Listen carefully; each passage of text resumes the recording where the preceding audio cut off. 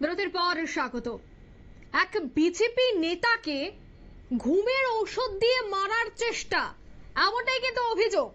উত্তরপ্রদেশের এক বিজেপি নেতাকে বিষ ইনজেকশন দিয়ে খুনের অভিযোগ এবার উঠেছে। তাকে জোর করে 3টি ইনজেকশন দেওয়া হয় বলে অভিযোগ। হাসপাতালে নিয়ে গেলে ডাক্তাররা মৃত বলে ঘোষণা করে। উত্তরপ্রদেশ থেকে এই চাঞ্চল্যকর তথ্য উঠে আসছে, চাঞ্চল্যকর অভিযোগ উঠে আসছে। গুলফাম সিং যাদব নামে সম্বলের ওই নেতাকে 3 দুষ্কৃতী জোর করে বিষাক্ত ইনজেকশন দিয়ে দেয়। সোমবার বিকেলে এই ঘটনা ঘটে। ইনজেকশন দিয়েই 3 যুবক ওখান থেকে পালিয়ে যায়। গুলফাম সিং এর চিৎকার চেঁচামেচিতে আশপাশের লোকজন ছুটে আসে। সেই সময় তিনি নিতিয়ে পড়েছিলেন। আলিগড় মেডিকেল কলেজে নিয়ে গেলে চিকিৎসকরা তাকে মৃত বলে ঘোষণা করে। এ নিয়ে এলাকায় ব্যাপক উত্তেজনা সৃষ্টি হয়েছে। দোষীদের গ্রেফতারের দাবিতে কিন্তু দফায় দফায় আজ বিক্ষোভ চলছে। সে বিষয়ে বিস্তারিত জানবো। টেলিফোন লাইনে এই মুহূর্তে যুক্ত হয়ে গেছে প্রতিনিধি রাজীব দত্ত। রাজীব, ঠিক কি জানতে পারছো উত্তরপ্রদেশ থেকে? উত্তরপ্রদেশের এই গুলফাম সিং যাদব, তিনি বিজেপি নেতা, সম্বলের দায়িত্বে ছিলেন। তিনি গতকাল যখন তার খামার বাড়ি দাসতারাতে, তার খামার বাড়ি, সেই খামার বাড়িতে যখন বিশ্রাম নিচ্ছিলেন, তার খাটিয়াতে যখন বিশ্রাম নিচ্ছিলেন, সেই সময় হঠাৎ করে 3 যুবক সেখানে আসেন। তিনি ঘুমিয়েছিলেন, তিনি অতটা বুঝতে পারেননি, এবং সেই সময় তার পেটে 3টি ইনজেকশন পরপর দিয়ে দেওয়া হয়। দিয়ে তারপরে এই 3 যুবক তারা পালিয়ে যায়। এবং হঠাৎ করেই যখন ইনজেকশন দেওয়ার পর তিনি আস্তে আস্তে ঝিমিয়ে পড়ার পর তখন তার মধ্যে চিৎকার চেঁচামেচি করতে থাকেন, যে তিনি বুঝতে পারেন যে তাকে বিষ ইনজেকশন দেওয়া হয়েছে। এবং বাড়ির লোক, আশেপাশের লোকজন তারা ছুটে এসে তাকে আলিগড় মেডিকেল কলেজে যখন নিয়ে যাওয়া হয়, তখন তাকে মৃত বলে ঘোষণা করা হয়।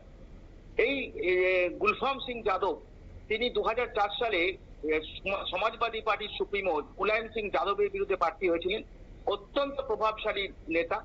তবে যে কি কারণে এখনো পর্যন্ত এই ঘটনা নিয়ে সেখানে ব্যাপক উত্তেজনা, আজকেও সেখানে দফায় দফায় বিক্ষোভ হচ্ছে যে এইরকম একটা ঘটনা ঘটেছে, ইনজেকশন দিয়ে মেরে ফেলা হলো, কারা করলো এখনো পর্যন্ত পুলিশ তদন্ত করছে এবং দোষীদের গ্রেপ্তারের দাবি জানিয়ে বিক্ষোভ দেখাচ্ছে সাধারণ মানুষ। তবে যেটাকে মনে করা হচ্ছে, ওখানে একটি ঘটনা ঘটেছে যে একটা জামা মসজিদ আছে, সেই জামা মসজিদটা নিয়ে সমস্যা হচ্ছিল মুসলিম সম্প্রদায়ের সঙ্গে। এই জামা মসজিদে সেখানে গুলফাম সিং তিনি বহুদিন ধরে তিনি দাবি করছিলেন যে জামা মসজিদটাতে এটা আসলে মন্দির ছিল, এখানে হরি শঙ্কর মন্দির ছিল, এই মন্দিরটা ভেঙে জামা মসজিদ তৈরি করা হয়েছে, এমন অভিযোগে ওখানে আন্দোলন করছিলেন এবং আন্দোলনের নেতৃত্ব দিচ্ছিলেন গুলফাম সিং যাদব। হয়তো সেই কারণেই একটা সন্দেহ করা হচ্ছে, সেই কারণেই তাকে এইভাবে খুন করা হয়েছে। যদিও এই জামা মসজিদ নিয়ে বিতর্ক, কিন্তু ওখানে আর্কিওলজিক্যাল সার্ভে অফ ইন্ডিয়া তারা সার্ভে সমীক্ষা করছে।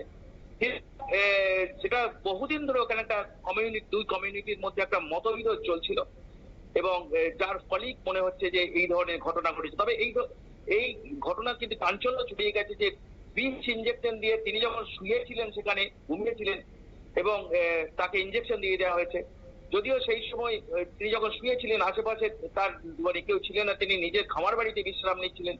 যারা এসেছিলেন তারা মোটরসাইকেলে এসেছিলেন এবং যেটা জানা যাচ্ছে তারা মুখ চাপা দিয়ে এসেছিলেন, তার মুখে মাস্ক লাগিয়ে তারা এসেছিলেন, যার ফলে কিন্তু অনেকেই দেখেছেন চলে যেতে, কিন্তু তারা বুঝতে পারছেন না কারা। যাই হোক, পুলিশ তল্লাশি করছে।